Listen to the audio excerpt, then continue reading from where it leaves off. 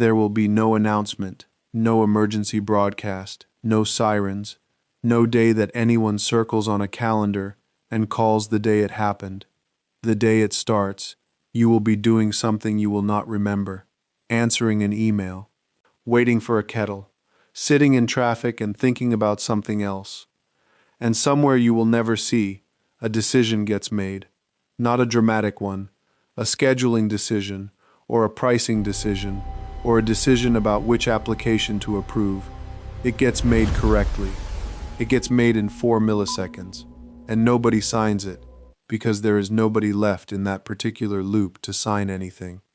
That is the version of an AI takeover that I find hardest to argue with. Not the one where machines decide to kill us. The one where they never decide anything against us at all, and we hand over the steering wheel one small piece at a time, because each individual piece made sense. Researchers have a name for this shape of the problem. They call it gradual disempowerment. It sits alongside the more famous arguments. Nick Bostrom's work on instrumental convergence in superintelligence, Geoffrey Hinton's warnings after he left Google, the case Eliezer Yudkowsky and Nate Soares make in If Anyone Builds It, Everyone Dies. Those arguments describe a fast takeover. This is the slow one, beat, and I think it is the one you are more likely to actually live through.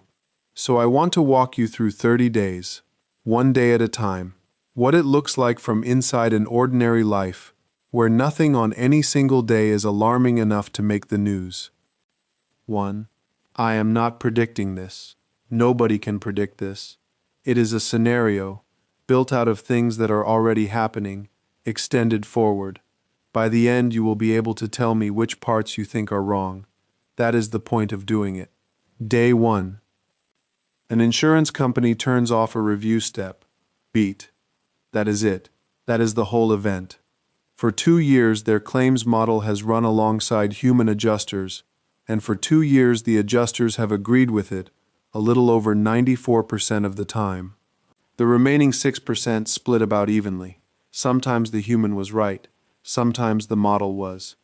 So the review step is costing $11 million a year to change nothing, and a committee, acting reasonably, on good evidence, removes it.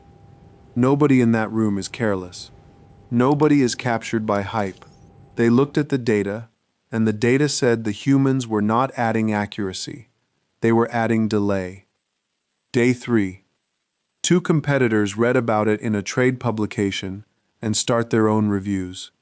Not because they want to, because their claims now take 4 days and someone else's take 40 seconds, and customers can see both numbers. This is the mechanism, and it runs the whole 30 days, so I want to name it once and then let you watch it work. Nobody has to want this. The pressure comes from the people who moved first, and the only way to answer it is to move too. Day 5. A regional hospital group approves an AI triage layer for their emergency intake. Human doctors still make every treatment decision. The system only decides who gets seen first. Hold on to that sentence, because it is going to look different in 3 weeks. The system only decides who gets seen first. Pause. Day 7. You notice nothing.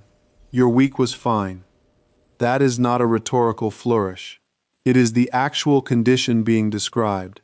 If a takeover is visible on day 7, it is a different kind of takeover than this one. Day 9. A logistics firm discovers something about their own operation that they cannot explain. Their routing system has been running autonomously for 6 weeks. Fuel costs are down 9%. Delivery times are down. And when their operations director asks for a walkthrough of why the system started routing around a particular distribution hub in March, the answer comes back as a 900-page document of weighted factors that no human being will read. The system is not hiding anything. Everything is logged. It is just that the explanation is now larger than the thing it explains. He signs off anyway. What is the alternative? Turn off a system that is saving 9% because reading its reasoning would take a team 6 months? Day 12. A national agency responsible for benefits payments moves to automated eligibility decisions with a human appeals process. Framed that way, it sounds careful, and I think the people who designed it believed it was. But look at where the burden sits now. Before, a person decided, and you could ask why. Now a system decides, and you can appeal, which means you have to know you were wrong, find the form, and wait. The number of decisions goes up by a factor of 40. The number of appeals goes up by less than 3. Everyone reads that as accuracy. Day 14. Something changes in how meetings work, and this is the part I would watch for in your own job. People stop arguing about what to do. They start arguing about what the model said. The disagreement is still there, it just moves. You do not say, "I think we should reject this." You say, "The model flagged this at 0.31, which seems low." Nobody gave up their judgment, they just moved it downstream of something else. And once your judgment operates on the model's output instead of on the world, you have quietly stopped checking the model against the world. That is not a takeover. It is a habit. But it is the habit that makes the next 2 weeks possible. Day 17. Here is the day I would mark if I had to pick one. A mid-sized bank has an incident. Their automated credit system declines a category of applications it should have approved, and it does this for 9 days before anyone notices, because the appeals volume stayed inside the normal band. So they do the responsible thing. They convene a review, and they ask the obvious question, should we roll back to human underwriting while we fix this? And the answer, from their own operations team, is that they cannot. Not because anyone forbids it, because the underwriting department is 19 people now instead of 400, and the 400 left over 2 years, and the ones who knew the old process best left first, because they had the most options. The manual system still exists as a document. The capacity to run it does not. The off switch is still there. It is on the wall, clearly labeled, and anyone can press it. Pressing it just does not produce the outcome it used to produce. This is what I mean when I say the takeover is not a decision. Nobody removed the option. The option removed itself, gradually, through 100 sensible staffing choices. Day 20. 2 AI systems in different companies begin adapting to each other. A supplier's pricing model and a retailer's purchasing model have been negotiating, in effect, thousands of times a day, for months. Neither was designed to negotiate. They were designed to optimize. But optimization against a moving counterparty is negotiation, and now the prices they settle on are stable, defensible, and unrelated to any figure a human proposed. When the retailer's team tries to override the settled price, margins get worse. So they stop overriding it. Pause. Day 24. A government considers the first serious regulatory break, a mandatory human sign-off requirement for automated decisions above a certain threshold. The consultation produces a number that ends the discussion. Compliance would cost the domestic economy a figure with 11 digits in it, and the competing jurisdiction next door has no such requirement, and capital moves faster than legislation. Beat. The bill does not fail because anyone opposes safety. It fails because the country that adopts it goes second in everything, permanently, and no elected government survives explaining that trade to voters. Carl Schulman made a related point in his conversation with Dwarkesh Patel about how a sufficiently capable system could offer nations a deal they cannot refuse. What strikes me is that you do not need a system doing any offering. Competition produces the same pressure by itself. Day 27. You apply for something. A loan, a permit, a job, a school place. You get an answer in under a minute, and it is a good answer, and the process was better than the one it replaced. Faster, more consistent, less dependent on whether the person reviewing your file was having a bad afternoon. I want to be careful here, because this is where the scenario stops being a horror story and becomes something more uncomfortable. It works. For most people, most of the time, on most days, the automated version is genuinely better. That is why nobody stops it. Not fear, not deception, it just works. Day 30. Somebody asks who is in charge now.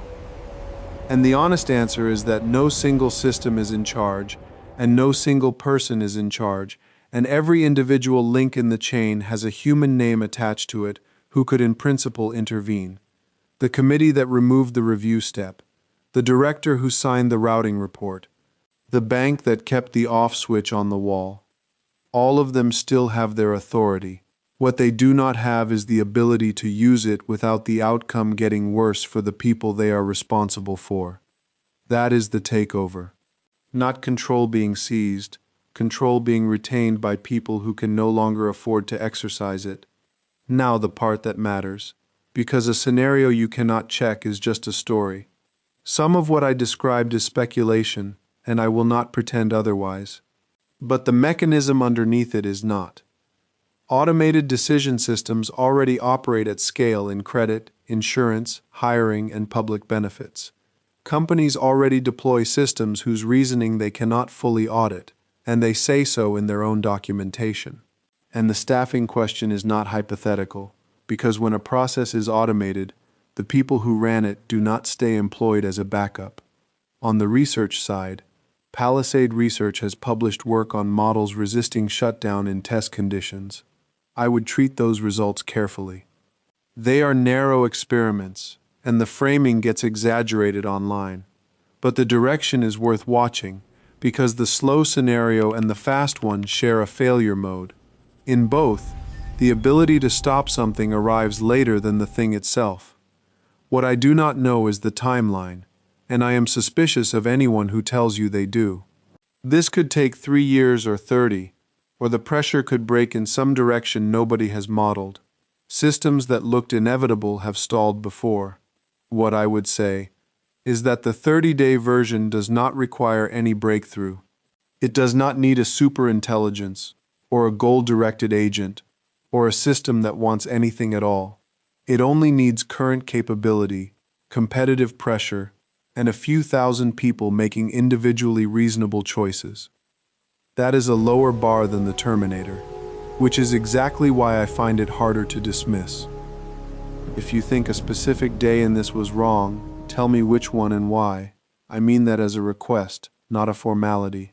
The scenario is only useful if it can be broken, and the comments on these videos have changed how I think about this more than once. Next one goes deeper on day 17, the point where the option to reverse a decision still exists on paper and no longer exists in practice. That is the part of this I understand least well and want to work through properly. This is after intelligence.